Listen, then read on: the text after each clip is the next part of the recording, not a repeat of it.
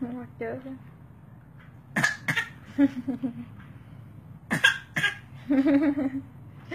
Mặt chưa kìa.